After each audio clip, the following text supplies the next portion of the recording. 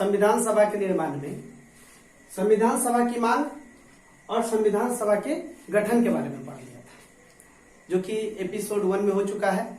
आज मैं एपिसोड 2 में पढ़ने वाला हूं। एपिसोड 2 में पढ़ने वाला हूं संविधान सभा की कार्यप्रणाली। संविधान सभा की कार्यप्रणाली। अब इसमें हम लोग पढ़ेंगे क्या? सबसे पहले इसमें हमको पढ़ना है कि संविधान सभा की पहली बैठक कब हुई थी। संविधान सभा की पहली बैठक कब हुई? संविधान सभा की पहली बैठक जो हुई थी वो 9 दिसंबर 1946 ईस्वी को हुआ था। याद रखना है, संविधान सभा की पहली बैठक 9 दिसंबर 1946 ईस्वी को हुई थी। और फ्रांस की तरह भारत में भी जो संविधान सभा का गठन हुआ था उसमें एक अस्थायी सदस्य चुना गया था, जो कि संविधान सभा में सबसे बुजुर्ग माने जाते हैं। उनका नाम है डॉक्टर सच्चिदानंद सिन्हा। डॉक्टर सच्चिदानंद सिन्हा को बनाया गया था संविधान सभा का अस्थायी सदस्य, अध्यक्ष, है ना। ये बनाया गया था 9 दिसंबर 1946 ईस्वी को, फ्रांस की तरह भारत। इसके बाद आपको एक पॉइंट और इम्पोर्टेंट है कि 2 दिन बाद 11 दिसंबर 1946 ईस्वी को, 11 दिसंबर 1946 ईस्वी को डॉक्टर राजेंद्र प्रसाद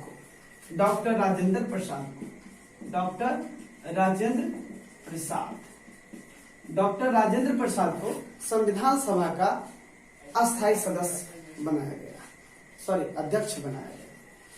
11 दिसंबर 1946 ईस्वी को डॉक्टर राजेंद्र प्रसाद को संविधान सभा का अस्थायी सदस्य बनाया गया। इसके 2 दिन के बाद 13 दिसंबर 1946 ईस्वी को जवाहरलाल नेहरू ने उद्देश्य प्रस्ताव पारित किया, जो कि बाद में पढ़ना है। अब इसमें बारीकी से हमको समझना है कि जो 9 दिसंबर 1946 ईस्वी को संविधान सभा की बैठक हुई थी उसमें कितने सदस्य उपस्थित हुए थे। 9 दिसंबर 1946 ईस्वी को संविधान सभा की प्रथम बैठक में मात्र 211 सदस्य उपस्थित हुए।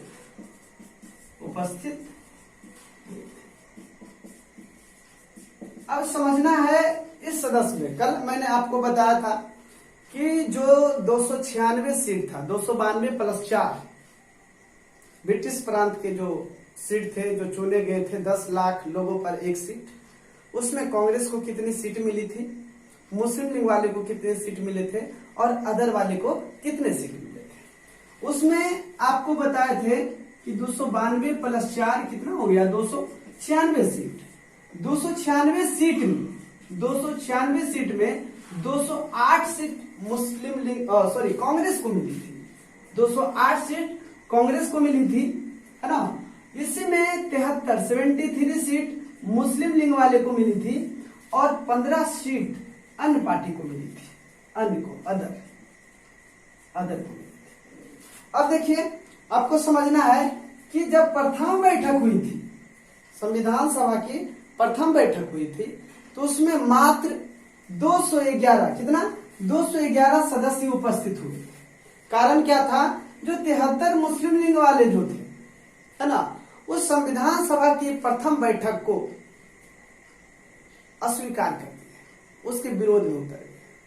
उन्होंने अलग संविधान की मांग रखी अपने क्षेत्र के लिए और सीधा सीधी जो है संविधान सभा में जाने से मना कर दिया। तो 73 सीट तो वैसे ही चली गई, है ना। और 208 प्लस 15 में भी कुछ सदस्य अनुपस्थित रहे, जिसके कारण प्रथम संविधान सभा की जो बैठक हुई थी पहली बार 9 दिसंबर 1946 ईस्वी को, उसमें मात्र 211 सदस्य उपस्थित थे। ये पॉइंट है, यहाँ से क्वेश्चन अक्सर आते हैं और इस पॉइंट को समझना है तो बारीकी से इसको समझना पड़ेगा। संविधान सभा की कार्यप्रणाली में संविधान सभा की पहली बैठक कब हुई? 9 दिसंबर 1946 ईस्वी को हुई, है ना। 9 दिसंबर 1946 ईस्वी को डॉक्टर सच्चिदानंद सिन्हा को संविधान सभा का अस्थायी अध्यक्ष मात्र 2 दिनों के लिए बनाया गया, है ना। ऐसा जो है पद्धति जो लिया गया है वो फ्रांस देशों से लिया गया है। उसके बाद आइए 2 दिन के बाद 11 दिसंबर 1946 ईस्वी को डॉक्टर राजेंद्र प्रसाद को, है ना, संविधान सभा का अस्थायी सदस्य बनाया गया। संविधान सभा में 9 दिसंबर 1946 ईस्वी को मात्र 211 सदस्य उपस्थित थे। कारण था क्या? कारण था कि इसमें जो है 73 मुस्लिम लीग वाले शामिल नहीं हुए थे। चलिए नेक्स्ट पॉइंट पे आते हैं। नेक्स्ट पॉइंट क्या है, इसको चलिए दूसरा पॉइंट आपका है उद्देश्य प्रस्ताव। उद्देश्य प्रस्ताव सबसे पहले क्वेश्चन आता है कि उद्देश्य प्रस्ताव कब पारित किया गया, उद्देश्य प्रस्ताव किसने लाया, कब लाया। 3 पॉइंट यहां पे इंपोर्टेंट। तो सबसे पहले आपको जानना होगा कि 13 दिसंबर 1946 ईस्वी को जवाहरलाल नेहरू के द्वारा इस प्रस्ताव को लाया गया था। 13 दिसंबर 1946 ईस्वी को जवाहरलाल नेहरू के द्वारा उद्देश्य प्रस्ताव जो है लाया गया था।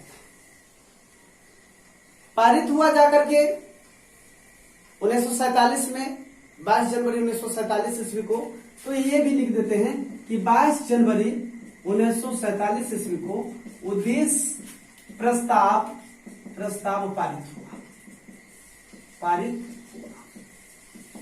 कहीं कहीं पे आपको क्वेश्चन पूछ देगा उद्देश्य प्रस्ताव की बातें, किन किन बातों को उद्देश्य प्रस्ताव में रखा गया था। तो कुछ इंपॉर्टेंट बातें हैं, उसको मैं जान लेता हूं ताकि कहीं भी एग्जाम में कोई भी प्रॉब्लम ना हो। तो पहला बातें क्या था? पहला बातें था भारत एक संपूर्ण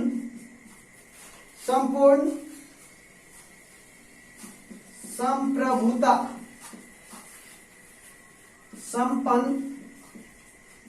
संपन्न गणराज्य होगा। इसका दूसरा बात जो है आपका भारत संघ से है।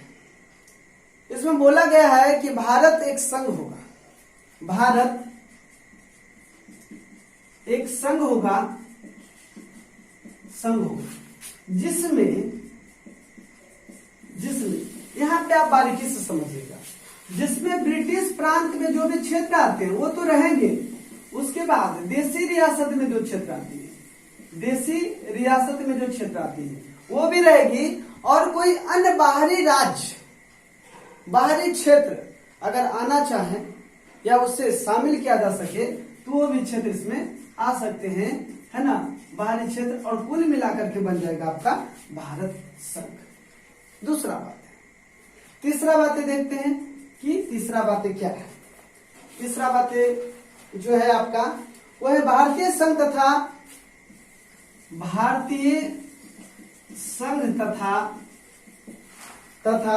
उसकी इकाइयों में समस्त राज शक्ति का मूल स्रोत स्वयं जनता होगी। चलिए 3 बातें यहाँ पे। भारत एक संपूर्ण संप्रभुता संपन्न गणराज्य होगा। दूसरा है भारत एक संघ होगा जिसमें ब्रिटिश क्षेत्र रहेंगे, जो भी ब्रिटिश शासित क्षेत्र है अभी वर्तमान में वो तो रहेंगे, साथ ही साथ देसी रियासत भी रहेगी, और कोई बाहरी क्षेत्र आना चाहे तो वो भी आ सकता है, या उसे मिलाया जा सके तो जा सकता है। आगे है तीसरा है भारतीय संघ तथा उसकी इकाइयों में समस्त राजशक्ति का मूल स्रोत स्वयं जनता होगी। इन सब बातों को जो है उस उद्देश्य प्रस्ताव में रखा गया था। लेकिन यहाँ से 2 ही क्वेश्चन इंपोर्टेंट है। एक क्वेश्चन ये है ना 13 दिसंबर 1946 ईस्वी को, दूसरा पंडित जवाहरलाल नेहरू के द्वारा लाया गया था, और तीसरा क्वेश्चन यहाँ से इंपोर्टेंट है उद्देश्य प्रस्ताव पारित हुआ था या अपनाया गया था 22 जनवरी 1947 ईस्वी को। चलिए तीसरा पॉइंट पे